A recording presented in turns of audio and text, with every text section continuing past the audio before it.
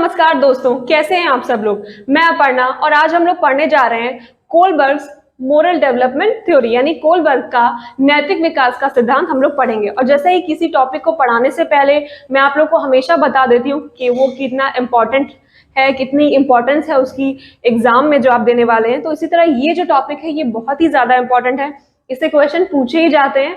तो आप लोग इसे ध्यान से पढ़िएगा। मैं अच्छे से बेसिक से धीरे धीरे एडवांस लेवल तक आप लोग को इस टॉपिक में जितनी भी बातें सब अच्छे से समझाने की कोशिश करूंगी। अब अगर आपने अभी तक इस चैनल को सब्सक्राइब नहीं किया है तो प्लीज सब्सक्राइब कर दीजिएगा। वीडियो को अपने दोस्तों में शेयर कीजिए और वीडियो देखने के बाद उसे प्लीज लाइक जरूर किया करें। अगर आपको क्लास अच्छी लगे तो उसे लाइक जरूर किया करें, क्योंकि इससे हमें भी मोटिवेशन मिलता है और अच्छी अच्छी क्लासेस आपके लिए लाने का। तो चलिए शुरू करते हैं आज की इस क्लास को। तो आज की जो क्लास है, जैसे मैंने बताया, वो है कोलबर्ग्स मोरल डेवलपमेंट थ्योरी यानी कोलबर्ग का जो नैतिक विकास का सिद्धांत था उसके ऊपर आज की क्लास है। तो देखिए, जो मोरल डेवलपमेंट है वो सबसे पहले शुरू किया था पियाजे ने। जो नैतिक विकास का सिद्धांत का प्रतिपादन करना है उसकी शुरुआत सबसे पहले की थी पियाजे ने, लेकिन फिर उसने बीच में बंद कर दी। हो सकता है कॉग्निटिव डेवलपमेंट की थ्योरी की तरफ चला गया हो, तो उसने ये काम पूरा नहीं किया। कोलबर्ग ने जब उसके काम को देखा तो उसे बहुत अच्छा लगा, वो बहुत प्रभावित हुआ और उसने बाद में जो है शुरुआत से ये जो मोरल डेवलपमेंट की थ्योरी है उसका प्रतिपादन किया, अच्छे से उसको जो है लोगों को समझाया, उसका सिद्धांत समझाया। तो इसमें जो है कोलबर्ग ने मेनली जो है दो टर्म जो है, ये जो पूरी रिसर्च है, थ्योरी जो उसने की, दो टर्म के ऊपर की। पहला टर्म क्या है? पहला है मोरल डिलेमा और दूसरा है मोरल रीजनिंग। अब ये मोरल डिलेमा और रीजनिंग क्या होता है हम लोग ये पढ़ेंगे। तो जो कोलबर्ग की थ्योरी उसने जो डेवलप की वो इन्हीं दोनों टर्म्स के ऊपर की है। तो मोरल डिलेमा को हम कहते हैं नैतिक दुविधा। हिंदी में इसे क्या कहते हैं? नैतिक। मोरल मतलब नैतिक और डिलेमा मतलब होता है दुविधा। और मोरल रीजनिंग को हम क्या कहेंगे? मोरल का मतलब फिर वही हो जाएगा नैतिक और रीजनिंग का मतलब क्या हो जाएगा? तर्क। चलिए इसके बारे में पढ़ लेते हैं। मोरल डिलेमा का क्या मतलब होता है, यानी नैतिक दुविधा का क्या मतलब है? जब आप किसी सिचुएशन, जब आप किसी ऐसी सिचुएशन में फंसे हो कि समझ नहीं पा रहे हो कि सही या गलत क्या है या आपको उस समय क्या करना चाहिए, उसे हम क्या कहते हैं? नैतिक दुविधा कहते हैं। और जब आप किसी सिचुएशन में फंसे और समझ नहीं पा रहे हैं कि क्या करें, तो जब आप ये सोचने लगते हैं कि क्या सही हो सकता है, क्या गलत है, जो आपके पास विकल्प हैं उनमें से आप चुनाव करने लगते हैं कि क्या ज्यादा सही होगा या क्या ज्यादा या कम गलत होगा, तो उसे हम क्या कहते हैं? मोरल रीजनिंग या नैतिक तर्कता कहते हैं। अब इसे हम लोग समझेंगे कैसे? एक एग्जाम्पल से, जैसे हम हर एक सिचुएशन को अपनी पिछली क्लासेस में समझते आए हैं। तो मान लीजिए कि एक लड़का है जिसका नाम है वी। ठीक है, हम एक सिचुएशन ले रहे हैं क्या समझने के लिए? नैतिक दुविधा और नैतिक तर्कता यानी मोरल रीजनिंग और मोरल डिलेमा को समझने के लिए। एक लड़का है जिसका नाम है वी। अब देखिए क्या है, उसकी माँ बीमार है। माँ क्या है? बीमार है और उसको अपनी माँ को हॉस्पिटल में एडमिट कराना है। उसने अपनी माँ को हॉस्पिटल में एडमिट करा दिया है। और दूसरी सिचुएशन ये है कि उसको अपना एग्जाम देने कहीं दूसरे शहर जाना है, तो उसको जाने आने में 2 दिन लगेंगे। अब देखिए लड़का है वी और क्या है कि उसकी माँ बीमार है, उसने उसको हॉस्पिटल में एडमिट कराया है, लेकिन अब उसको अपना एग्जाम भी देने जाना है, जिसमें देने में, जाने और आने में उसको लगभग 2 दिन लगेंगे। और उस एग्जाम की तैयारी वो पिछले 1-2 साल से कर रहा है। अब उसके पास कोई और नहीं है जिसे वो छोड़ के जा सके अपनी माँ के पास, कि उसका ख्याल रख सके। अब इस सिचुएशन में क्या होगा? ये जो लड़का वी है ये कहाँ चला जाएगा? ये चला जाएगा मोरल डिलेमा में, नैतिक दुविधा में चला जाएगा कि अब वो क्या करे। माँ भी बीमार है, माँ का ध्यान देना भी जरूरी है और एग्जाम भी देना जरूरी है, क्योंकि उसके लिए उसने 1 साल 2 साल तैयारी की है। अब इसके पास क्या ऑप्शन बचते हैं? देखिए, अब ये नैतिक दुविधा में है तो इसके पास क्या ऑप्शन है कि पहला काम तो माँ को छोड़ के चला जाए, अपना एग्जाम दे आए, जो इसने 1-2 साल की तैयारी की थी उसको वेस्ट नहीं जाने दे। या दूसरा ये क्या कर सकता है, अपना एग्जाम छोड़ दे और माँ की देखभाल हॉस्पिटल में करे, क्योंकि कोई और है नहीं। तो अब क्या है, ये जो सिचुएशन इसकी बन रही है इस लड़के की, वो कैसी सिचुएशन है, वो मोरल डिलेमा की है कि ऐसी सिचुएशन जिसमें आप फंसे हो और समझ ना पाए कि किस विकल्प का चुनाव करें। अब उसे क्या करना चाहिए, रुककर माँ को देखना चाहिए या एग्जाम देके आना चाहिए। यानी जब वो ये सोचना शुरू कर दे कि कौन सी सिचुएशन सही है, मतलब अब वो दिमाग लगाना शुरू करेगा किस बीच, राइट और रॉन्ग के बीच में, कि आखिर क्या चुना जा सकता है। तो उसे हम क्या कहेंगे, जब उसने दिमाग लगाना शुरू कर दिया कि कौन सा विकल्प चुने, क्या सही है क्या गलत है, तो उसे हम क्या कहेंगे, मोरल रीजनिंग कहेंगे। मतलब मोरल रीजनिंग में क्या होता है कि आपके पास जो विकल्प होते हैं आप सोचते हो, उसमें अपना दिमाग लगाते हो, लॉजिक का यूज करते हो कि क्या करना ज्यादा सही रहेगा या क्या करना सबसे कम गलत रहेगा। तो मोरल रीजनिंग इस तरह क्या है कि आपको जो भी सिचुएशन मिली है जिससे आप मोरल डिलेमा में आ गए हो, तो आप क्या करोगे, जो आपके पास ऑप्शन है उसमें से चूज करोगे कि सही क्या है गलत क्या है, बेस्ट पॉसिबल सिचुएशन आप चूज करोगे। अब क्या है, जब भी आदमी मोरल डिलेमा में होता है तो वो मोरल रीजनिंग के थ्रू कुछ भी करे, मतलब किसी भी ऑप्शन का चुनाव करे, तो ये तो होता है कि फायदा भी होता है और नुकसान भी होता है। अब ये नहीं कह सकते कि 100% फायदा ही होगा, सही फैसला था। जैसे अगर अब इस केस में हम ले लें कि उसकी माँ बीमार है, माँ की देखभाल के लिए रुक जाता है, तो क्या होगा, इसका एग्जाम छूट जाएगा, उसका ये नुकसान है। अब अगर वो एग्जाम देने जाए तो क्या हो जाएगा, उसकी माँ बीमार है, माँ की देखभाल के लिए कोई नहीं है, तो माँ जो है बचती है, क्या होता है ये फिर पता नहीं चलेगा। तो जब मोरल डिलेमा की सिचुएशन हो और आप जब तर्क का यूज करके एक ऑप्शन को चूज करना चाहो, तो उसमें फायदा और नुकसान दोनों ही होता है, फायदा भी होता है और नुकसान भी होता है। लेकिन आप क्या करते हो, अपनी जो नैतिक तर्कता की शक्ति है उससे बेस्ट पॉसिबल सिचुएशन का चुनाव करना चाहते हो, जिससे क्या हो, कम से कम नुकसान हो या ज्यादा से ज्यादा फायदा की सिचुएशन बने। कोलबर्ग ने अपने मोरल डेवलपमेंट की थ्योरी को जो है एस्टैब्लिश करने के लिए क्या किए, बहुत सारे डिलेमा बनाए, जिसमें से जो सबसे फेमस है वो है हिंस डिलेमा। तो अभी हम इसके बारे में पढ़ेंगे। उसने क्या किया, बहुत सारे डिलेमा बनाए और अलग अलग लोगों को दिए, अलग अलग एज ग्रुप के लोगों को दिए। उसके बाद जो उन्होंने आंसर दिए उसके थ्रू उसने क्या इवेलुएट किया और अपनी मोरल डेवलपमेंट की जो थ्योरी है उसको बनाया। तो पहले चलिए हम हिंस का जो डिलेमा है उसको पढ़ लेते हैं। तो देखिए, हिंस एक आदमी था, ठीक है, हिंस एक नाम है आदमी का। तो उसके साथ क्या सिचुएशन थी कि उसकी जो बीवी थी वो बहुत बीमार थी। उसकी वाइफ क्या है, बहुत ही ज्यादा बीमार थी, उसको बहुत ही कोई घातक बीमारी थी और ऐसा था कि वो नहीं बचेगी। ठीक, उसकी बीवी बीमार है बहुत ही ज्यादा। तो हिंस को पता चलता है कि कहीं कोई वैद्य है, कोई केमिस्ट है। वैद्य मतलब वो जो खुद अपनी दवाएं बनाता हो। आप जानते होंगे पहले के जमाने में वैद्य पाए जाते थे, बहुत पुराने जमाने में।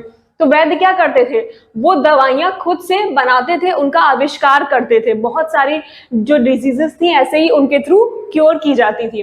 तो जो हिंस है उसकी बीवी बहुत ही ज्यादा बीमार है, ऐसा है कि दवा नहीं मिलेगी तो वो मर जाएगी। उसे पता चलता है कहीं दूर कोई वैद्य है, कोई केमिस्ट है जिसने किसी दवा का आविष्कार कर लिया है जो उसकी वाइफ की बीमारी में फायदा करेगी। तो अब ये क्या करता है कि ये पैसे जमा करता है और जहां वो वैद्य, वो केमिस्ट रह रहा है, वो वहां जाता है। ठीक है, अब हम मान लेते हैं कि हिंस ने किसी तरह 5,000 रुपए इकट्ठे किए। कितने रुपए इकट्ठे किए उसने, हिंस ने 5,000 रुपए इकट्ठे करके वो वहां गया। ओके, अब जब वो केमिस्ट के पास पहुंचा तो उसने कहा कि वो दवाई मुझे दे दीजिए।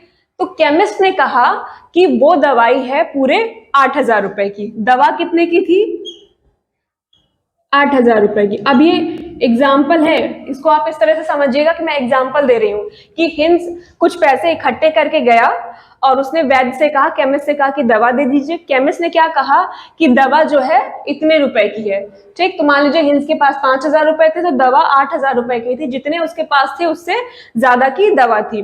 तो हिंस ने कहा कि मुझे दवा दे दीजिए, मैं अपनी बीवी को नहीं खिलाऊंगा अगर तो जो है वो मर जाएगी। पर केमिस्ट मना कर देता है, वो कहता है नहीं मैं दवा नहीं दूंगा।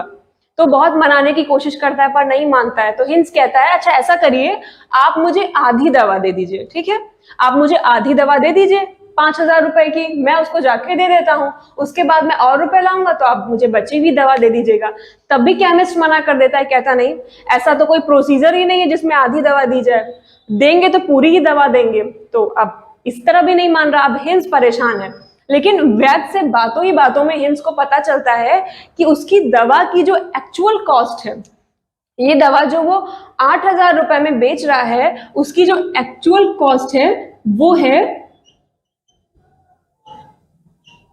2,000 रुपए। ठीक है, कितनी है? 2,000 रुपए है, और वो बेच कितने की रहा है? 8,000 रुपए की रहा है। तो हिंस कहता है कि भाई तुम्हारी तो दवा की जो कॉस्ट है एक्चुअल वो 2,000 रुपए पर पर्सन पड़ रही है, और मैं तुम्हें 5,000 देने को तैयार हूं, तब भी तुम्हारा 3,000 का फायदा हो रहा है, तुम मुझे दे दो। तो केमिस्ट तब भी मना कर देता है, बहुत परेशान हो जाता है। ठीक है, अब केमिस्ट अपनी दुकान बंद करके शाम को चला गया। अब हिंस क्या हो गया? वो तुरंत मोरल डिलेमा में आ गया, वो नैतिक दुविधा में आ गया कि अब वो आखिर क्या करे। ठीक है, क्या करे? अगर वो फिर से जाता है और पैसे इकट्ठे करके लाता है तो हो सकता है उतनी देर में उसकी वाइफ जो बहुत ज्यादा बीमार है उसकी डेथ हो जाए, तो समझ नहीं पा रहा है। अब वो नैतिक दुविधा में आ गया है। अब हिंस के पास दो ऑप्शन आ गए हैं। वो जब मोरल डिलेमा में आया तो उसके पास दो ऑप्शन है। पहला ऑप्शन क्या है कि वो वापस जाए और पैसे इकट्ठे करके लाए, लेकिन इसमें क्या होगा, उसकी बीवी की जान जा सकती है तब तक। और दूसरा क्या हो सकता है कि वो वैद्य के जाने के बाद उसकी दुकान से दवा क्या कर ले, चोरी कर ले। ठीक है, तो अब लेकिन चोरी करने में भी क्या है कि अगर वो चोरी किया और पुलिस ने पकड़ लिया तो क्या होगा। तो इस तरह हिंस मोरल डिलेमा में आ गया और वो क्या करने लगा, मोरल रीजनिंग करने लगा अपने दिमाग में कि आखिर उसे करना क्या चाहिए। वो वापस जाए, लेकिन उसमें भी खतरा है कि बीवी की डेथ हो जाएगी, या वो चोरी कर ले, लेकिन इससे क्या होगा, उसे पुलिस पकड़ के ले जा सकती है। लेकिन हिंस ने क्या किया, उसने जब केमिस्ट अपनी दुकान बंद करके चला गया तो उसने क्या किया, वो गया और उसने उसकी दुकान में क्या कर ली, चोरी कर ली।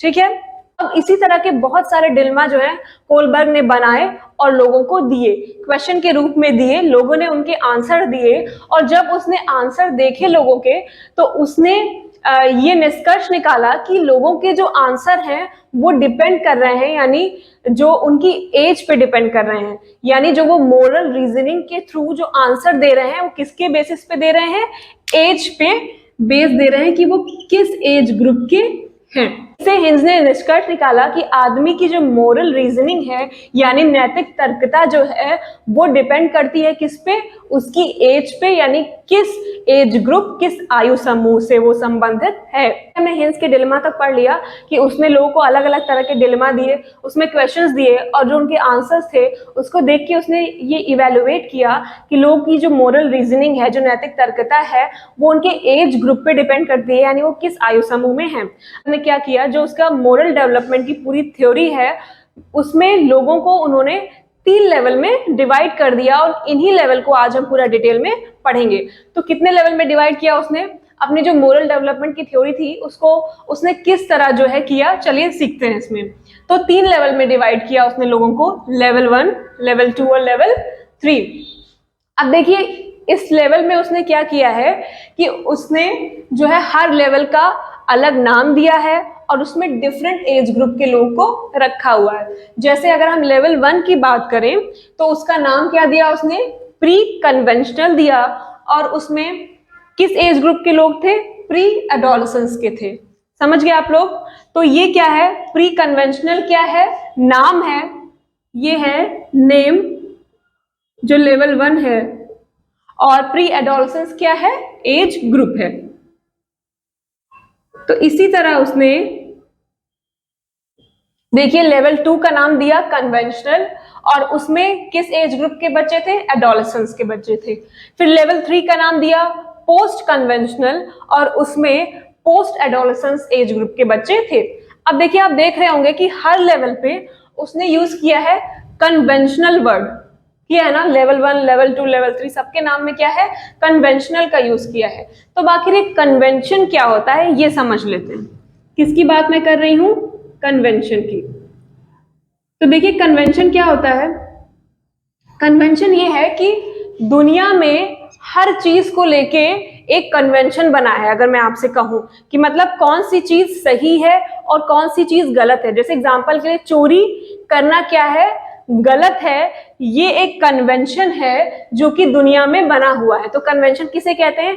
सही और गलत का जो पैमाना पूरी दुनिया में बना है किसी चीज को लेके, जो माना जाता है सही गलत का पैमाना, उसे ही हम क्या कहते हैं? कन्वेंशन कहते हैं। जैसे एग्जांपल हो गया चोरी ना करना, किसी को परेशान नहीं करना, किसी से ईर्ष्या या जलन का भाव ना रखना, ये क्या है? सब एक कन्वेंशन है ना, जो पूरी दुनिया मानती है कि चोरी ना करना क्या है? एक चोरी नहीं करनी चाहिए ना, चोरी करना गलत बात है, पूरी दुनिया में कन्वेंशन है। किसी से जलन नहीं करना चाहिए, ये भी पूरी दुनिया में कन्वेंशन है ना। तो इसी को क्या कहते हैं? हम कन्वेंशन कहते हैं। अब हम पहले पढ़ेंगे लेवल 1 के बारे में। तो जो लेवल 1 का नाम था वो उसने दिया प्री कन्वेंशनल, जिसे हम हिंदी में कहते हैं प्राक रूढ़िगत। हाँ, और उसमें किस एज ग्रुप के बच्चे आएंगे? उसमें प्री एडोलेसेंस के बच्चे आएंगे, मतलब बहुत ही छोटी एज के बच्चे आ रहे हैं। लगभग 4 से 10 वर्ष के जो उम्र के बच्चे होंगे वो प्री कन्वेंशनल में आएंगे। तो जो इस एज ग्रुप के बच्चे हैं, यानी जो प्री एडोलेसेंस के बच्चे हैं, उनमें अगर मोरालिटी की बात की जाए, यानी नैतिकता क्या होती है, तो अब जब कोलबर्ग ने अपनी मोरल डेवलपमेंट की थ्योरी को जो है डेवलप करना स्टार्ट किया, तो उसने देखा कि जो प्री एडोलेसेंस के बच्चे यानी बहुत ही छोटी उम्र के बच्चे हैं, उनमें मोरलिटी क्या है? 0। नैतिकता क्या है? 0 है। इसका मतलब उन्हें पता ही नहीं था कि सही और गलत क्या होता है, उन्हें सही और गलत में भेद करना नहीं पता था। उसके बाद हम आते हैं लेवल 2 पे, जिसका नाम उसने रखा कन्वेंशनल, जिसे हम हिंदी में कहते हैं क्या? रूढ़िगत। तो इसमें जो बच्चे आते थे वो एडोलेसेंस के बच्चे आते थे, यानी जो किशोरावस्था के बच्चे हैं वो आते थे। तो उसने देखा कि इस एज के जो बच्चे हैं, यानी जो एडोलेसेंस के बच्चे हैं, उनमें मोरालिटी कैसी पाई जा रही है? उनमें सोशल मोरालिटी पाई जा रही है। कैसी मोरालिटी? सोशल मोरालिटी पाई जा रही है। मतलब जो एडोलेसेंस के बच्चे हैं उन्हें पता है कि क्या सही होता है, क्या गलत होता है, और वो किसके बेसिस पे जो है किसी चीज का सही और गलत होना डिसाइड करते हैं? वो सोसाइटी के आधार पे करते हैं। मतलब समाज जिस चीज को सही कह रहा है वो सही, और समाज जिस चीज को गलत कह रहा है वो गलत। वो किस स्टेज के बच्चे करते हैं? एडोलेसेंस के बच्चे। और इसका नाम उसने क्या रखा? कन्वेंशनल रखा। अब जो अगला लेवल था उसका नाम उसने दिया पोस्ट कन्वेंशनल, जिसे हम कहते हैं उत्तर रूढ़िगत कहते हैं। अब इसमें कौन से लोग आ रहे हैं? इसमें पोस्ट एडोलेसेंस के बच्चे आ रहे हैं, मतलब एडोलेसेंस के बाद के जो बच्चे हैं वो इसके अंतर्गत आ रहे हैं। ये जो अलग अलग तरह के डिलेमा के सैंपल दिए गए थे, उसमें जो क्वेश्चन थे उनके आधार पर जो उन्होंने आंसर दिया, उससे कोलबर्ग ने निष्कर्ष निकाला कि जो पोस्ट एडोलेसेंस के लोग हैं, यानी किस एज ग्रुप के? जो पोस्ट एडोलेसेंस एज ग्रुप के लोग हैं, उनमें मोरालिटी कैसी थी? उनमें सेल्फ मोरालिटी थी। मतलब उन लोगों को पता है कि सही क्या है, गलत क्या है, समाज में किस चीज को सही माना गया है, किस चीज को गलत माना गया है। लेकिन वो किस चीज को सही मानते थे? वो उस चीज को सही मानते थे जो उन्हें उस सिचुएशन में करना सबसे बेस्ट लगता था। मतलब पोस्ट एडोलेसेंस में जो लोग हैं उन्हें पता है कि समाज में किस चीज को सही माना गया, किस चीज को गलत माना गया, लेकिन उनकी मोरालिटी या नैतिकता क्या कैसी थी? कि सेल्फ मोरालिटी थी। मतलब उन्हें जो भी सवाल दिए गए उसके जवाब उन्होंने अपनी थिंकिंग, अपनी मोरल रीजनिंग के आधार पे दी कि माना समाज को इस चीज को सही मानता है, लेकिन वो उस सिचुएशन में कैसा रिएक्ट करेंगे, उस सिचुएशन के लिए जो बेस्ट पॉसिबल आंसर हो सकता था वो उन्होंने दिया। तो इस तरह कोलबर्ग ने निष्कर्ष निकाला कि जो पोस्ट एडोलेसेंस के लोग हैं उनकी जो मोरालिटी है वो सेल्फ मोरालिटी होती है। तो जो लेवल 1 है उसका नाम कोलबर्ग ने क्या रखा? प्री कन्वेंशनल रखा, यानी हिंदी में उसे हम कहेंगे प्राक रूढ़िगत। कन्वेंशन का मैंने आपको मतलब पिछली क्लास में ही समझाया था कि कन्वेंशन का मतलब कि पूरी दुनिया में जिस चीज को सही या गलत माना जाता है उसे हम कन्वेंशन कहते हैं। और एग्जाम्पल भी दिया था, जैसे चोरी नहीं करना, चोरी नहीं करनी चाहिए, ये कन्वेंशन है। दूसरों से ईर्ष्या जलन नहीं करनी चाहिए, ये भी एक प्रकार का दुनिया में क्या है? कन्वेंशन है। तो और उसमें उसने क्या किया? जो लेवल 1 है उसमें उन्होंने प्री एडोलेसेंस के बच्चे रखे। किस एज ग्रुप के बच्चे? जो प्राइमरी लेवल के थे, प्री एडोलेसेंस के बच्चे थे। अब उसने क्या किया, जो लेवल 1 दिया उसको उसने 2 स्टेजेस में डिवाइड किया। पहली जो स्टेज है 1 और दूसरी है स्टेज 2। अब जो स्टेज 1 की अगर हम बात कर रहे हैं तो इसमें जो बच्चे हैं अभी वो बहुत ही ज्यादा छोटे हैं, तो उनकी मोरालिटी किस तरह की होगी, उनकी मोरालिटी किस चीज पे डिपेंड करती है, चलिए ये पढ़ते हैं और ये बहुत ही इंटरेस्टिंग है, तो ध्यान से पढ़िएगा, आपको बहुत मजा आएगा इसे सीखने में। तो जो स्टेज 1 के बच्चे हैं यानी बहुत ही छोटे हैं, अभी जस्ट स्कूल जाना उन्होंने शुरू किया है, तो उनमें मोरालिटी कैसी होगी? दंड एवं आज्ञा पालन उन्मुखता होगी, यानी पनिशमेंट एंड ओबीडियंस होगा। अब जो इस स्टेज के बच्चे हैं उन्हें नहीं पता कि क्या सही होता है क्या गलत होता है, उन्हें सही गलत का बिल्कुल भी ज्ञान नहीं है। अब अगर उन्हें कोई काम करना हो तो उनके दिमाग में क्या बात रहेगी कि कहीं ऐसा ना हो ये काम कर दें और हमें पनिशमेंट मिल जाए, हमें सजा मिल जाए, किससे? हमारे पेरेंट्स दे दें, हमसे बड़े दे दें, हमारे भाई बहन दे दें, या हमें हमारे टीचर दे दें। तो इस उम्र के जो बच्चे हैं वो किसी भी काम को करने से पहले क्या ध्यान दे रहे हैं कि कहीं पनिशमेंट, कहीं सजा तो नहीं मिल जा रही है हमें। इसके अलावा वो क्या करते हैं? वो ओबीडियंस यानी उनमें आज्ञा पालन होता है। मतलब अगर किसी काम को करने के लिए उनके टीचर्स ने कह दिया कि ये अच्छा काम है, इसे ऐसे करना, या उनके माँ बाप ने कह दिया, या उनके घर में कोई बड़ा है, भाई बहन है, दादा दादी है, कोई भी है, उन्होंने कह दिया तो वो उसी चीज को सही मानेंगे और उसे करेंगे। यानी जो प्री एडोलेसेंस के बच्चे हैं यानी प्री कन्वेंशनल स्टेज में, जो प्री कन्वेंशनल का जो लेवल 1 है उसमें स्टेज 1 के जो बच्चे हैं उन्हें नहीं पता कि सही क्या है गलत क्या है, वो चीजों को करते हैं खाली 2 चीजों को मेनली ध्यान में रखकर। पहला है पनिशमेंट कि कहीं ऐसा ना हो इस काम को हम कर दें तो हमें सजा ना मिल जाए, और दूसरा अगर किसी बड़े ने कह दिया कि ये काम ऐसे करना है तुम्हें, ये काम इस तरह सही से किया जाता है यानी ओबीडियंस, तो उसी को ध्यान में रखकर करते हैं।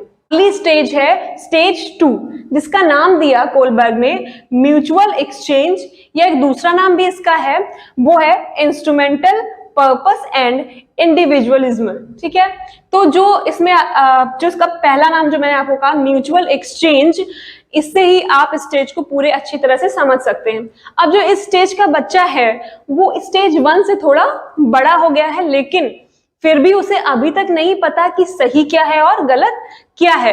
तो इसमें जो बच्चा है वो म्यूचुअल एक्सचेंज करता है, यानी उसकी मोरालिटी कैसी है? म्यूचुअल एक्सचेंज पे डिपेंड करती है। अब ये क्या है इसे मैं आपको समझाती हूँ।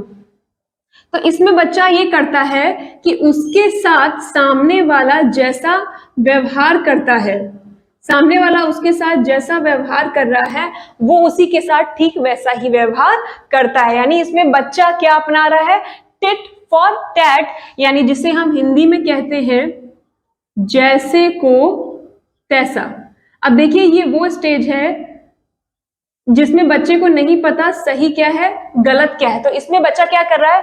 म्यूचुअल एक्सचेंज कर रहा है, यानी टिट फॉर टैट, यानी उसके साथ सामने वाला जैसा व्यवहार कर रहा है ठीक वो उसी के साथ वैसा व्यवहार करेगा। जैसे मान लीजिए कोई बच्चा आपके पास रोते रोते आए और आपसे कहे कि इसने तो जो है मेरी पेंसिल तोड़ दी, तो आप दूसरे बच्चे से कहोगे तुमने इसकी पेंसिल क्यों तोड़ी?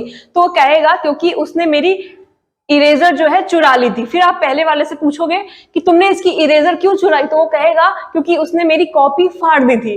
फिर आप क्या करोगे? दूसरे वाले से पूछोगे कि तुमने इसकी कॉपी क्यों फाड़ी, तो वो अपना कुछ बहाना बताएगा, वो बताएगा क्योंकि इसने मेरा टिफिन खा लिया है, टिफिन गिरा दिया। तो इस तरह क्या है, इसमें म्यूचुअल एक्सचेंज होता रहेगा कि उसने मेरे साथ ये किया तो मैंने इसके साथ ये कर दिया, फिर इसने मेरे साथ ये किया तो मैंने इसके साथ ये कर दिया। यानी इसमें बच्चा क्या कर रहा है? म्यूचुअल एक्सचेंज कर रहा है। और क्या कर रहा है? टिट फॉर टैट, यानी जो उसके साथ जैसा बिहेवियर कर रहा है वो ठीक उसके साथ उसको वैसा ही वापस कर दे रहा है, क्योंकि इसमें बच्चे को नहीं पता कि सही क्या है और गलत क्या है। तो उसकी जो मोरालिटी है वो किस पे डिपेंड कर रही है? जैसा सामने वाला उसके साथ बिहेव कर रहा है ठीक उसके साथ वो वैसा ही बिहेव करेगा और उसको गलत भी नहीं मानेगा। मतलब अगर किसी बच्चे ने उसकी पेंसिल तोड़ दी और उसने जो है उसकी इरेजर कहीं छिपा दी या फेंक दी, या उसकी कॉपी फाड़ दी, तो ये बच्चा नहीं समझेगा कि मैंने गलत किया, भले उसने मेरी पेंसिल तोड़ी थी पर मुझे उसके साथ उसकी इरेजर नहीं फेंकनी चाहिए थी। उसको लगेगा कि इसने मेरी पेंसिल तोड़ी तो मैंने सही किया कि इसकी इरेजर उठा के फेंक दी। यानी इसमें बच्चा क्या कर रहा है, म्यूचुअल एक्सचेंज कर रहा है, टेट फॉर टैट, यानी जैसे को तैसा दे रहा है। दूसरी इसमें जो बच्चों की प्रवृत्ति है वो होती है रिवॉर्ड, यानी बच्चा इसमें चाहता है, क्या चाहता है कि अगर उसने कोई अच्छा काम किया है, अगर बच्चे ने कोई अच्छा काम किया है तो उसे क्या मिले, रिवॉर्ड मिले। जैसे बच्चा अगर घर में है या स्कूल में है, तो घर में अगर आपने बच्चे को कहा कि जाओ अपना होमवर्क कंप्लीट करो, तो होमवर्क जब वो कंप्लीट कर लेगा तब वो चाहेगा कि आप उसे कोई रिवॉर्ड दो, कोई प्राइज दो। और वो कुछ भी हो सकता है कि इसके बाद चलो टीवी देख सकता है, आप उसे चॉकलेट ला के दोगे, वो कुछ भी हो सकता है। तो इसमें अगर बच्चा कुछ गलत करे तो उसको फर्क नहीं पड़ता, चलो कोई बात नहीं, लेकिन अगर उसने कुछ अच्छा काम किया है तो ये जो स्टेज 2 का बच्चा है, प्री कन्वेंशनल यानी प्राक रूढ़िगत लेवल में, यानी लेवल 1 में, तो वो चाहता है कि उसे क्या मिले, रिवॉर्ड मिले। तो लेवल 2 है और इसका नाम दिया उन्होंने, जैसा मैंने आपको पिछली क्लास में बताया था, इसका नाम दिया उन्होंने कन्वेंशनल, जिसे हिंदी में कहते हैं रूढ़िगत नैतिकता का स्तर। रूढ़िगत या परंपरागत कुछ भी आप कह सकते हैं। अब इसमें किस एज ग्रुप के बच्चे आ रहे हैं, इसमें एडोलेसेंस यानी किशोरावस्था के बच्चे आ रहे हैं। और उसमें इनकी मोरालिटी कैसी होगी, सोशल मोरालिटी होगी। सोशल मोरालिटी मतलब अब जो लेवल 2 में बच्चे हैं, कन्वेंशनल या रूढ़िगत या परंपरागत जो नैतिकता का स्तर है बच्चों का, उसमें एडोलेसेंस यानी किशोरावस्था के बच्चे पाए जा रहे हैं। और उनकी मोरालिटी कैसी है, सोशल मोरालिटी यानी सोसाइटी पे बेस्ड मोरालिटी है। कैसी है, सोसाइटी पे बेस्ड है। यानी इस स्टेज के जो बच्चे हैं अब उन्हें पता है कि सही क्या है और गलत क्या है। प्री कन्वेंशनल स्टेज में जो बच्चे थे उन्हें नहीं पता होता था कि सही क्या है गलत क्या है, क्योंकि उनकी मोरालिटी क्या, जीरो, शून्य होती थी। लेकिन लेवल 2 में इस स्टेज में जो बच्चे हैं उन्हें पता है कि सही क्या है गलत क्या है, और उनकी मोरालिटी है सोसाइटी पे बेस्ड।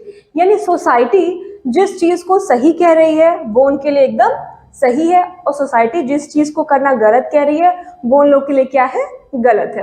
अब इसमें 2 स्टेजेस आती हैं, स्टेज 3, स्टेज 4। तो उनको चलिए एक एक करके पढ़कर अच्छे से समझ लेते हैं, क्योंकि इन्हीं स्टेजेस पे बेस्ड क्वेश्चन अक्सर एग्जाम में देखने को मिलते हैं। तो स्टेज 3 है इंटरपर्सनल रिलेशन। इंटरपर्सनल रिलेशन क्या है कि अब जो एडोलेसेंस का बच्चा है वो जिन जिन लोगों से जुड़ा हुआ है, यानी उसके सोशल सर्कल में जो भी लोग आते हैं, जैसे उसके पेरेंट्स हो गए, उसके भाई बहन हो गए, दादा दादी, यानी उसके घर में जितने लोग हैं, उसके रिलेटिव, उसके नेबर, टीचर, फ्रेंड्स, तो उन सबकी एक्सपेक्टेशन जो होगी उसके अकॉर्डिंग वो काम या बिहेवियर अपना करेगा। तो स्टेज 3 में हम पढ़ रहे हैं इंटरपर्सनल रिलेशन के बारे में। यानी स्टेज 3 में जो एडोलेसेंस का बच्चा है वो जिन जिन लोगों से सोशली कनेक्टेड है, उसके घर वाले हो गए, रिलेटिव्स हो गए, नेबर हो गए, टीचर, फ्रेंड्स, तो उनकी जो उससे एक्सपेक्टेशन है वो इसके अकॉर्डिंग काम करता है कि लोग क्या चाहते हैं मुझसे, मैं कैसा काम करूं कि लोगों को अच्छा लगे या मुझे अप्रूव कर दें। क्या लिखा हुआ है मैंने, इस अवस्था का मुख्य लक्ष्य दूसरों को खुश करना या स्वीकृति पाना होता है। तो इस स्टेज के बच्चे क्या करना चाह रहे हैं, जितने भी लोग उनसे कनेक्टेड हैं, वो उनके टीचर हों, चाहे उनके दोस्त हों, या कोई पड़ोसी ही अंकल आंटी क्यों नहीं हो गए, घर में माँ बाप, भाई बहन, दादा दादी कोई भी हो गए, तो उनका मेन एम बच्चों का क्या है कि दूसरों को खुश कर दें। ऐसे काम करें कि दूसरे उनसे खुश हो जाएं और उन्हें अप्रूव्ड कर दें, मतलब ये कह दें कि ये तो बड़ा अच्छा बच्चा है, ये तो बहुत अच्छी लड़की है। तो इस तरह का बिहेवियर वो करते हैं उनके आसपास के जो लोग हैं उनकी एक्सपेक्टेशन के अकॉर्डिंग। अब इसको आप इस तरह समझिए कि बच्चा स्कूल जाता है तो स्कूल में टीचर किस बच्चे को अच्छा कहेगी, उसी बच्चे को अच्छा कहेगी ना जिसका जो कंडक्ट प्रॉपर हो, क्लास में टाइम से आए, अच्छे से बैठे, उसकी यूनिफॉर्म साफ हो, टीचर जो भी ब्लैक बोर्ड पे लिख रही है उसको जल्दी से कर ले, अपना होमवर्क कंप्लीट करके लाए, ऐसे बच्चे को अच्छा कहेगी ना। तो इस स्टेज में जो बच्चे हैं उनमें यही सारे गुण पाए जा रहे हैं कि वो अच्छा काम करेंगे, अपना लंच प्रॉपर सफाई से खाएंगे, कुछ गिराएंगे नहीं, मतलब हर वो काम करेंगे जिससे टीचर कहे कि वाह ये क्या बच्चा है, ये तो बहुत ही अच्छा बच्चा है। यानी उनमें गुड बॉय या गुड गर्ल, यानी अच्छा लड़का या लड़की कहलाए जाने की प्रवृत्ति होती है कि टीचर उनकी तारीफ करें।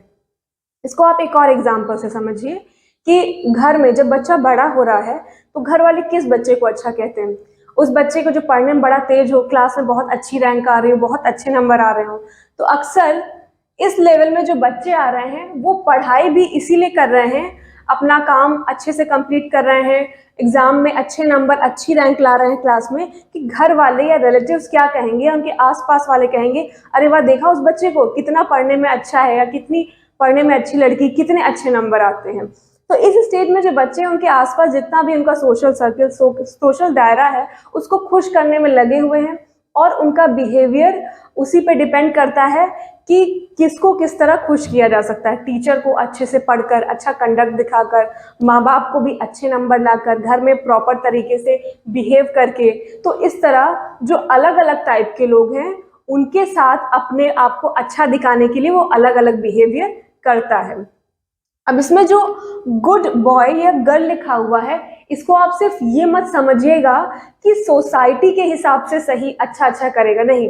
अब बच्चे का जो गुड बिहेवियर है वो डिपेंड करता है कि किसके लिए वो कर रहा है।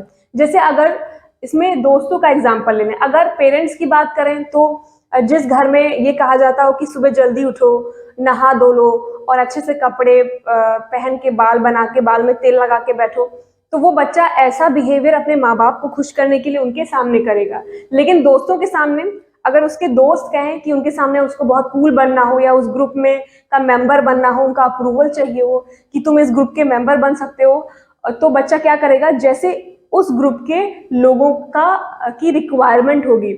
मतलब अगर वो कहें कि जाओ किसी को मार दो जाके, तो कूल बनने के चक्कर में मार देगा। या कहेंगे कि शर्ट का कॉलर ऊपर करो, या बाल ऐसे क्यों चिपके चिपके, इनको जो है पानी लगा के ऐसे ऊपर उठा दो, तो बच्चा वो काम भी करेगा। मतलब स्टेज में जो बच्चा है उसका बिहेवियर अलग अलग तरह के लोगों के लिए अलग अलग है, क्योंकि उसे माँ बाप को खुश करना है तो गुड बॉय बनना पड़ेगा, अपने दोस्तों के साथ रहना है, उनका अप्रूवल चाहिए उस ग्रुप का मेंबर बनने के लिए, तो वो उनके अकॉर्डिंग बिहेवियर करेगा। तब उसके लिए गुड जो है वही हो जाएगा, अच्छी चीज वही होगी जो उसे उस ग्रुप का मेंबर बनाए। उसमें भले जाके किसी को पीट देना हो, या जो है गाली गलौज करना हो, या अक्सर आपने देखा है इस उम्र में बच्चे लोग सिगरेट पीने लगेंगे थोड़ा कूल दिखने के लिए, तो ये सारी चीजें, ये सारे फैक्टर्स भी आते हैं। यानी उनका गुड बॉय या गुड गर्ल बनना डिपेंड करता है कि वो किसके लिए गुड बनना चाह रहे हैं। टीचर्स के लिए अलग तरह से गुड बनेंगे, अपने पड़ोसियों के लिए, माँ बाप के लिए, घर वालों के लिए, रिलेटिव्स के लिए अलग तरह से गुड बनेंगे, और अपने दोस्तों के लिए अलग तरह से गुड बनेंगे। क्योंकि स्टेज में बच्चों का जो मुख्य लक्ष्य है वो यही है कि दूसरे किसी तरह उनसे खुश हो जाए, उन्हें ये अप्रूवल मिल जाए कि अरे ये तो बहुत ही अच्छा बच्चा है, ये तो बहुत ही अच्छी लड़की है। अब चलिए पढ़ते हैं हम इसमें स्टेज 4 के बारे में। स्टेज 4 है सोशल सिस्टम, यानी सामाजिक प्रणाली से रिलेटेड। इसमें क्या हो रहा है कि इसमें बच्चा समझ जा रहा है लॉ एंड ऑर्डर के बारे में, यानी सामाजिक और कानूनी व्यवस्था की भावना का डेवलपमेंट उसके अंतर्गत उसके मन में होने लगा है। मतलब इसमें बच्चा समझने लगा है कि किस प्रकार का बिहेवियर समाज के हित में है, कौन सा प्रकार का व्यवहार समाज का अच्छा करेगा। तो इसमें बच्चा क्या करता है कि सोसाइटी में, समाज ने जो भी नियम बनाए हैं, जो भी कायदे कानून बनाए हैं, यानी जो भी लॉ एंड ऑर्डर बनाए गए हैं, उनका स्ट्रिक्टली फॉलो करता है, बहुत ही रिजिड होकर उनको फॉलो करता है। जैसे चोरी नहीं करनी चाहिए, ये कहा जाता है, वो कभी चोरी नहीं करेगा। झूठ नहीं बोलना चाहिए, बिल्कुल झूठ नहीं बोलेगा। इसके अलावा जैसे रेड लाइट का सिग्नल आ जाए तो रोड क्रॉस नहीं करनी है, खड़े रहना है, तो भले आसपास कुछ ना हो लेकिन वो फिर भी जो खड़ा रहेगा, रोड क्रॉस नहीं करेगा। तो इस स्टेज 4 में बच्चे के अंदर क्या हो रहा है, इसमें समाज के हित को लेके जितनी भी रूल्स एंड रेगुलेशंस बनाई गई हैं, बच्चा उनको बहुत स्ट्रिक्टली फॉलो करेगा। वो ये बिलीव करने लगता है कि ये जो रूल्स एंड रेगुलेशंस बनाई गई हैं ये समाज के हित के लिए, उसके लोगों के भले के लिए हैं, और इन्हें फॉलो करना ही करना है। तो स्टेज 4 में जो बच्चा है उसकी मोरालिटी लॉ मेंटेनेंस मोरालिटी भी कही जाती है। कैसी मोरालिटी कही जाएगी? Law maintenance morality. ऐसा क्यों? क्योंकि इसमें बच्चा लॉ एंड ऑर्डर को स्ट्रिक्टली फॉलो कर रहा है। पढ़ेंगे लेवल 3 के बारे में। तो लेवल 3 का उन्होंने नाम दिया पोस्ट कन्वेंशनल, जिसे हिंदी में हम क्या कहेंगे, उत्तर रूढ़िगत नैतिकता का स्तर। अब इसमें किस एज के लोग आएंगे, पोस्ट एडोलेसेंस के, मतलब किशोरावस्था के बाद के जो लोग हैं वो इसमें आएंगे। किसमें, लेवल 3 में। और इन लोगों की मोरालिटी कैसी होगी, सेल्फ मोरालिटी होगी। अब देखिए, जो पोस्ट एडोलेसेंस के लोग हैं उन्हें पता है कि क्या सही होता है, क्या गलत होता है। उन्हें पता है कि समाज में किस चीज को सही कहा जाता है, किस चीज को गलत कहा जाता है।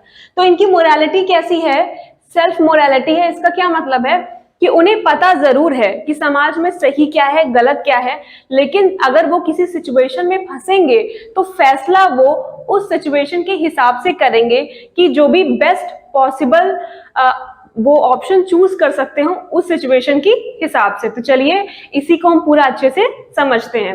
अब जो लेवल 3 है इसको भी कोलबर्ग ने 2 स्टेजेस में डिवाइड किया, स्टेज 5 और स्टेज 6। लेवल 1 और 2 को मिला के हम 4 स्टेजेस पढ़ चुके हैं।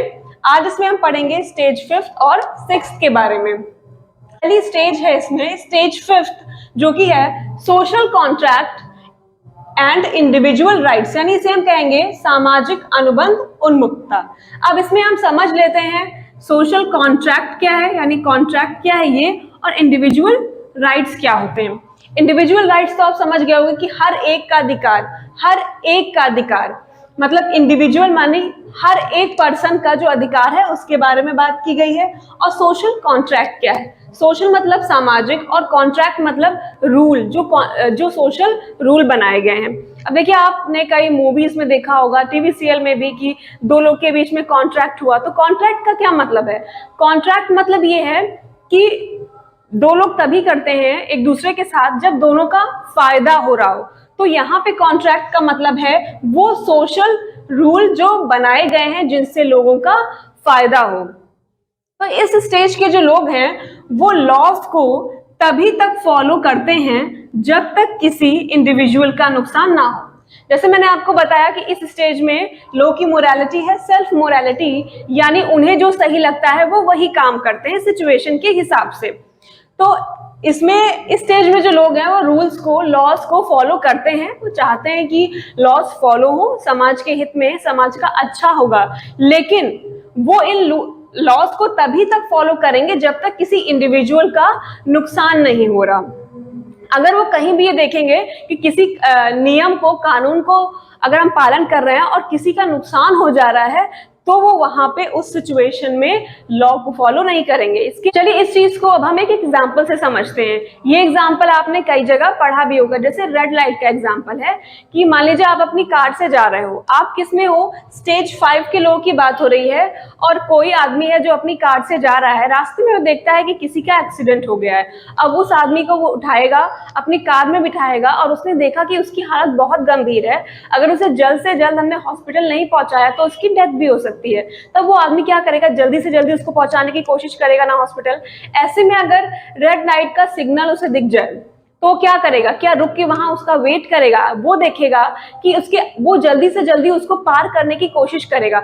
और अगर उसके आसपास तीनों साइड कोई नहीं है और रेड लाइट का सिग्नल है तो क्या करेगा, वो उस सिग्नल की परवाह किए बगैर उस टाइम ये ध्यान देगा कि वो जो पर्सन उसकी कार में लेटा हुआ है, जिसका एक्सीडेंट हो गया है, यानी वो जो इंडिविजुअल इस टाइम घायल की अवस्था में, वो उसे बचाने की कोशिश करेगा, ना कि लॉस को फॉलो करेगा। तो क्या करेगा, रेड लाइट का सिग्नल होने के बाद भी वो आदमी गाड़ी को अपनी पार करा देगा और जल्दी से उसे हॉस्पिटल ले जाने की कोशिश करेगा।